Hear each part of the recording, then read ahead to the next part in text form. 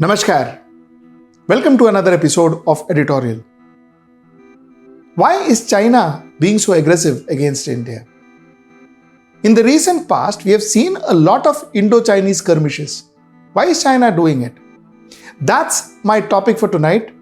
And I have another very short topic that's regarding people who have cheated our banks and ran away. We'll talk about that. That's my topic number 2. Let's get right into the show. So, why exactly is China so aggressive? Why are they so aggressive against India? Now, let me give you some dates and some skirmishes that India had with China, starting with 2017. 16th of June 2017, Doklam, we had skirmishes with China. 5th of May in Pangong, Ladakh, there were skirmishes with China. Nakula, Sikkim, 9th of May 2020, skirmishes with China. Galwan Valley, Ladakh, 15th of June 2020. Nakula, Sikkim again. But this was a minor skirmish. 28th of Jan 2021. And recently, Tawang, Arunachal Pradesh, 9th December 2022. So we had a series. These are some of them. We had a series of skirmishes with China. So what exactly does China want? Does China want to increase their increase their landmass? Or is China, like Pakistan, fighting for some religious cause or some caste cause or whatever? What exactly is China wanting? And why exactly is China fighting with India?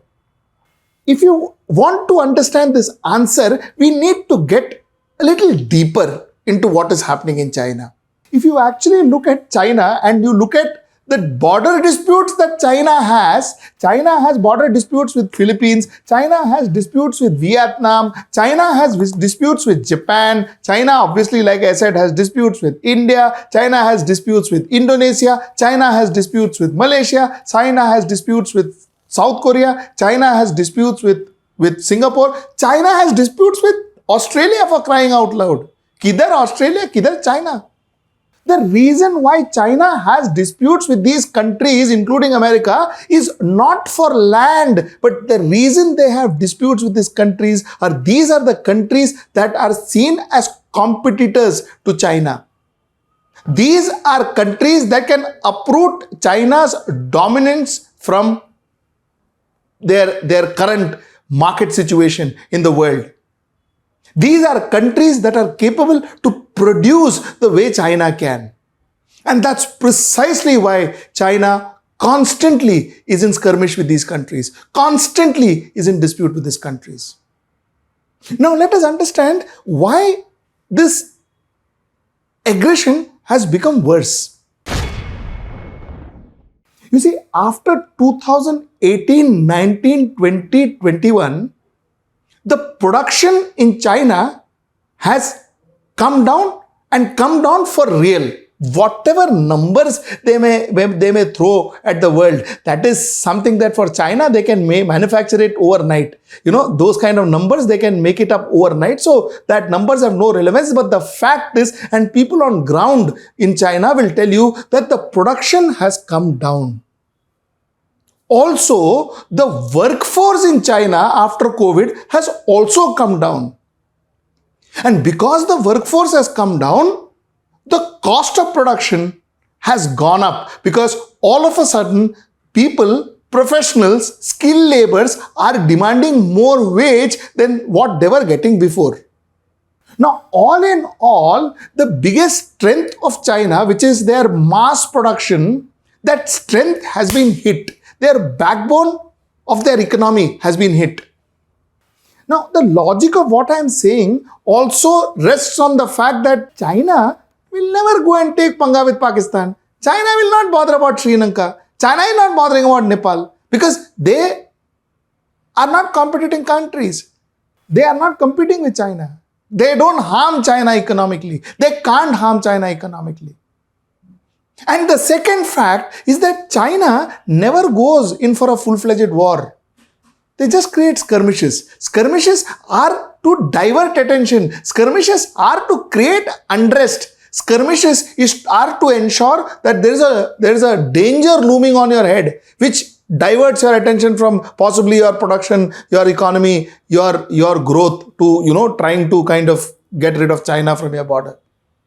So this is what the proof, this is what this entire analysis is based on. One of the biggest industry in China is the real estate industry, and the real estate industry of China is almost collapsing.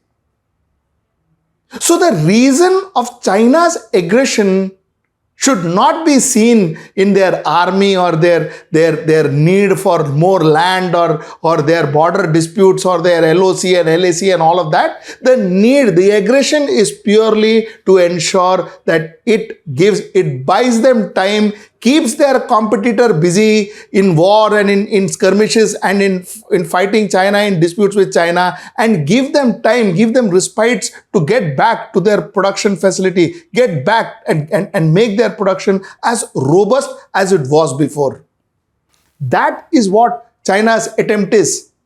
China is targeting its economic competitors. China is targeting its market competitors. China is not targeting its political or any ideological or any geographical border disputes. That's not what China is after.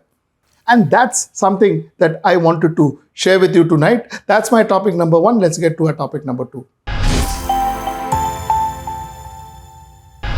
According to the Ministry of Finance, 50 top defaulters has defrauded Indian banks of 92,000 crores.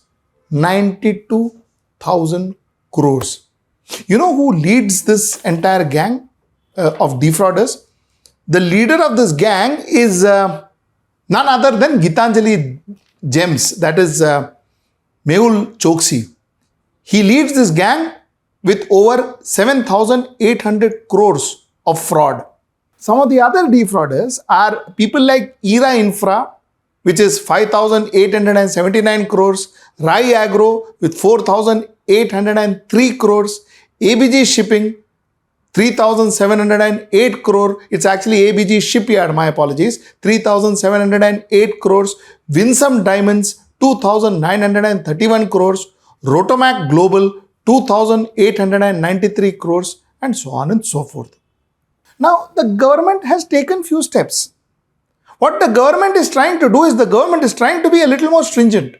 The government is also trying to recover from written off loan, which is, it has recovered 1 lakh crores from written off accounts. Accounts which are written off and said that bhai ye paisa nahi aayega, wahan se they have recovered 1 lakh crore money back.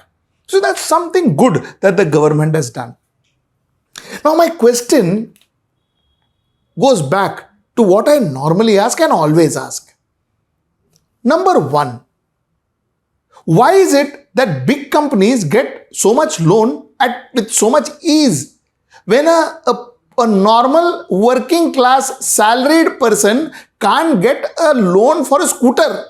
He has to go to 10 different banks and fill 1,000 different forms to get a loan for a scooter, and if he doesn't pay 1 EMI or 2 EMIs, the third EMI he has got goons in his house. Why is it that it is so difficult for a poor man to get a loan, and once he defaults, hell breaks loose?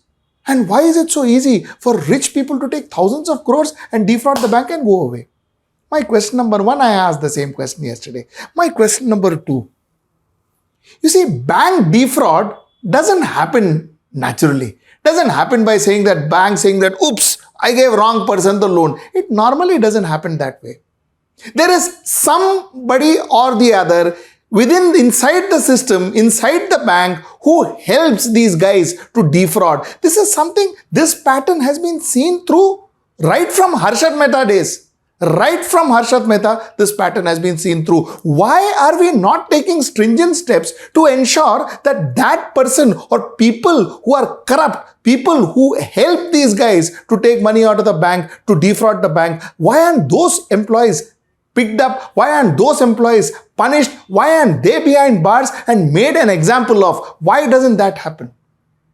That's my question number 2. And my question number 3 and my last question is, you see, an auditor's job is to tell me that, listen, you know what, your company, there is this compliance that is not happening. There is something that is not right here, or there is something that is not right there. That is an auditor's job. That is what an auditor does. RBI is the auditor of a bank. Why is RBI never responsible for anything? कुछ भी होता है तो RBI just lift their hand and say क्या हुआ, क्या मालूम क्या हुआ, fraud हुआ. Close the bank. Let the depositor go and run from pillar to post for their money. RBI couldn't care less. So RBI is an organization with a lot of authority but zero responsibility to my mind, to my layman's mind. This is how I see RBI. सब होने के बाद RBI आता है. Like, in olden days in Hindi film, police comes, after all the crime, everything happens. Then the police comes. Likewise, RBI, everything, all fraud happens. Everybody gets battered. Everybody's, lost their money, and then RBI comes. Okay, and they shut the bank down. End of story. This is RBI's role. I wonder what exactly does RBI do? So these are the three questions I wanted to ask regarding this particular topic, and I hope India builds a robust system of banking, because people will otherwise lose trust on banks. People will lose trust on banks. So as much as, we are gunning after people who are defrauding, please also gun after people who help those people to defraud banks.